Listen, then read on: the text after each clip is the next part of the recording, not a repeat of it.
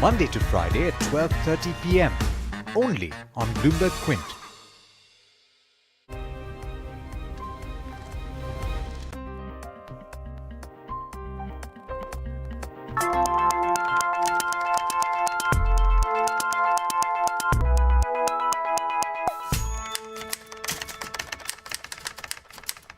Hello and welcome to BloombergQuint. You're watching the fine print. 40% of listed public interest entities were found to have at least one finding, meaning significant failure to satisfy the requirements of auditing standards. That's as per the 2018 survey by the International Forum of Independent Audit Regulators. World over, auditors are facing regulatory scrutiny. In the US, General Electric is under pressure to sever ties with KPMG, the company's auditor for 109 years after the SEC initiated an investigation into GE's accounting practices. Carillion's collapse in the UK has led to scathing criticism of its external and internal auditors, KPMG and Deloitte respectively. Back home too, the Big Four have drawn considerable flack from shareholders and regulators last year. Whether it is for the negligence in IL&FS case or for inadequate explanation for their resignations in the case of Vakrangi, 1% Beverage and Atlanta. To talk about these developments and whether there's a fix to audit failures world over, I'm joined by Keith Farlinger, Global CEO, BDO International. Keith, welcome to India. You know, despite the various reforms that we keep talking about in India, in the UK and Europe, we keep coming back, Keith, to the same problem that the auditors didn't do enough in flagging of concerns in time to potentially prevent a collapse like that in Carillion in the UK or IL&FS in India. How do we fix this? Yes, for sure. Auditors are in the spotlight for all of those regions. And as a former auditor and now leading one of the top firms, we acknowledge that we need to continue to improve audit quality. And I think that's the message that all the regulators are coming up with as well, is that we all need to work together to improve audit quality, so that the markets can be confident that audits are done correctly. And what steps, to your mind, have, let's say, the Big Four and the Grant Thornton and the BDOs of the world have taken in terms of how you deal with businesses to be able to say that where we were on the same conversation 3 or 4 years ago, we have made some progress from there on? Yeah, so auditing, like every other profession, is evolving. We have much better tools than we did in the past. We've invested $80 million in our new audit tool. As well, we have such things as data analytics and artificial intelligence, and we're able to use those tools to do better audits. Give me an example how something you couldn't catch earlier, you're able to better employ these tools to do that today. Absolutely. So auditing a lot in the past has been based on testing. So we do a statistical sample of transactions to determine whether there's errors or not. Now with data analytics, we can actually review all the transactions of a company and use data analytics to point ones that are irregular. So rather than just sampling, with data analytics and artificial intelligence, we can get a better picture of the overall organization. Okay, all right. So that is one, data set that you can analyze using these tools. But one problem that some of the auditors have pointed to in India is that they got inadequate information from the company's management. Now, some of these auditors have been with the respective companies, the cases that I pointed out, for years at end. Some of whom have taken these companies public, and then when these auditors come to the shareholders and say, "Hey, we didn't have adequate information," and so we're washing our hands of the company. How have regulators, let's say in some of the mature jurisdictions, been able to deal with this problem? Yeah, so for example, I would use the US because they've been tackling these issues for a while. It's not easy for the auditor just to resign.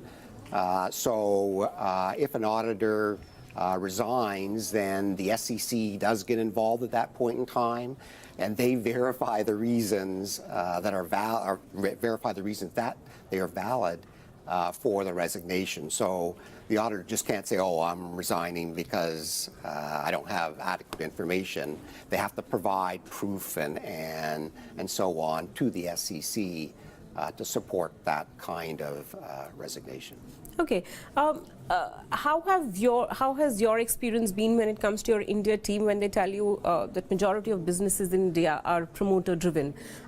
Does that pose a specific geography challenge for BDO in India compared to, let's say, US and elsewhere, where it's more management run businesses?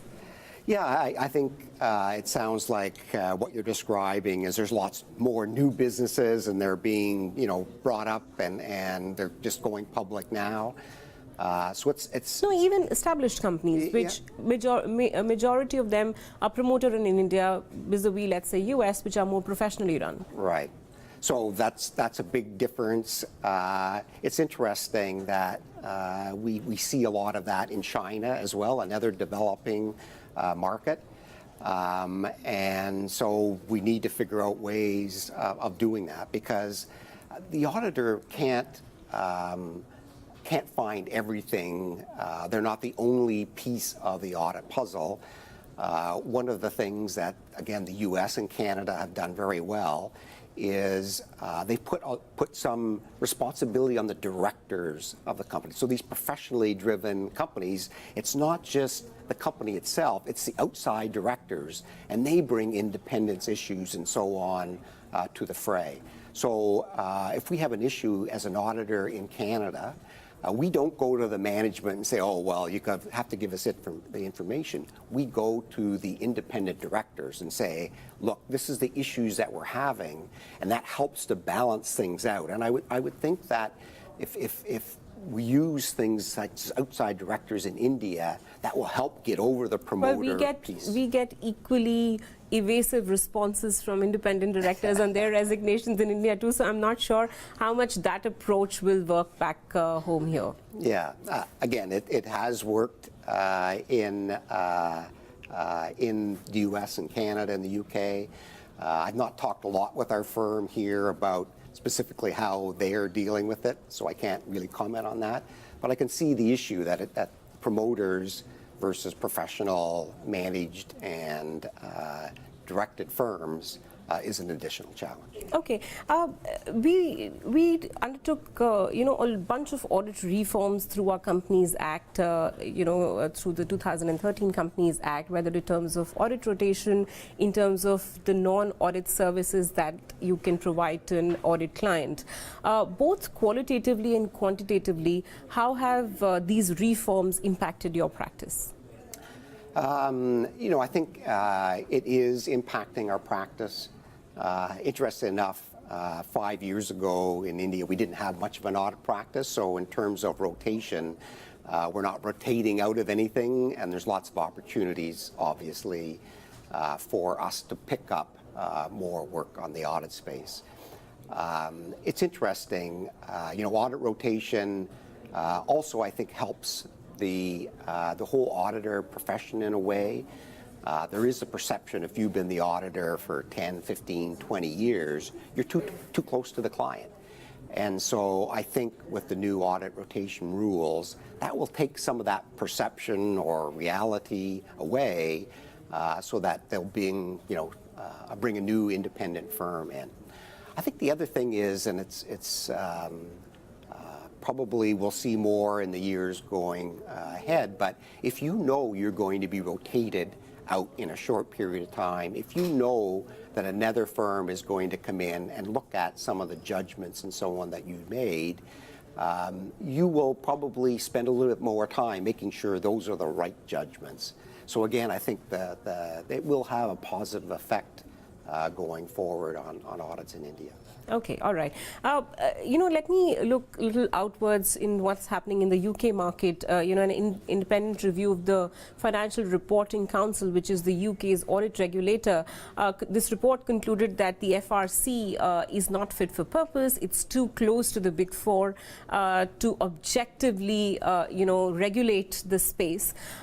Are there learnings from this report that India can borrow from? Like I mentioned, we do have the independent authority in terms of NFRA here, which is sort of fairly far removed from what's happening in the commercial world in terms of the Big Four. But are there lessons from how the FRC has been functioning that could be useful for the Indian market? Absolutely. I think this review is a good one, because you take something, the FRC, that's been around for a while, and you say, look, things have changed, the economy's changed, the way people have looked at audits and so on. So let's relook at the regulator and see if there's things that we could do differently.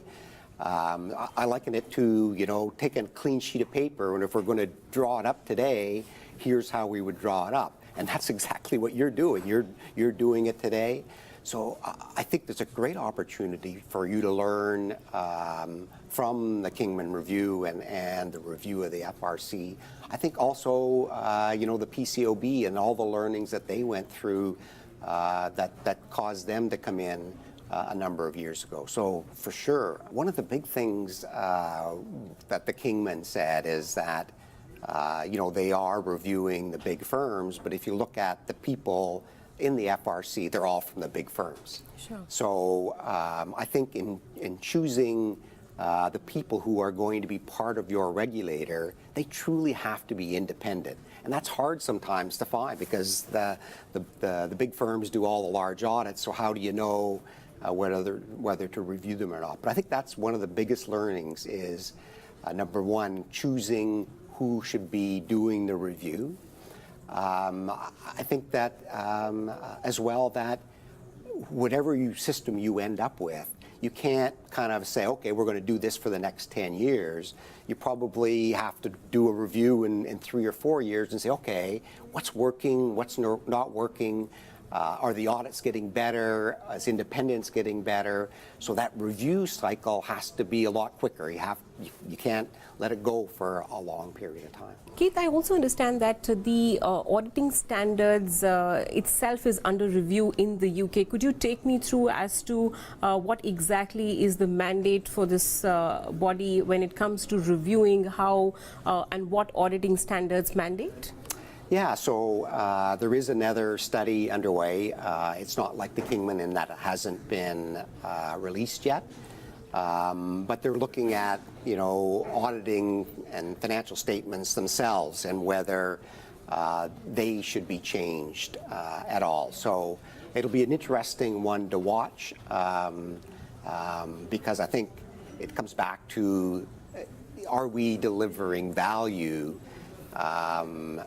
to the shareholders in terms of the financial statements and what we're currently delivering. And again, these have been around for a long time, so it's time to have a look at it. Okay, and let's say, principally speaking, what should be the changes that this committee could look at, perhaps?